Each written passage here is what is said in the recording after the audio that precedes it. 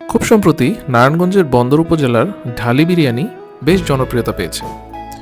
আসলাম বিরিয়ানির জনপ্রিয়তা যখন কিছুটা পড়তির দিকে, ঠিক তখনই এর উদ্ভব।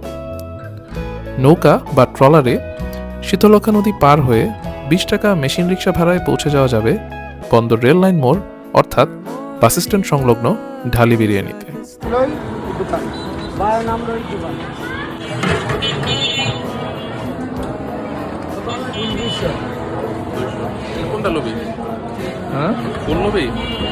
মূলত তারা গরুর তেহারি বিক্রি করে। হাফ প্লেট 100 টাকা, ফুল প্লেট 200 টাকা আর স্পেশাল 300 টাকা। আমরা 2টা ফুল প্লেট নিয়েছিলাম।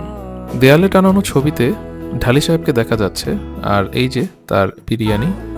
200 টাকার ফুল প্লেট বিরিয়ানিতে রাইস আর মাংসের পরিমাণ আসলামের বিরিয়ানির 300 টাকার প্লেটের প্রায় সমান।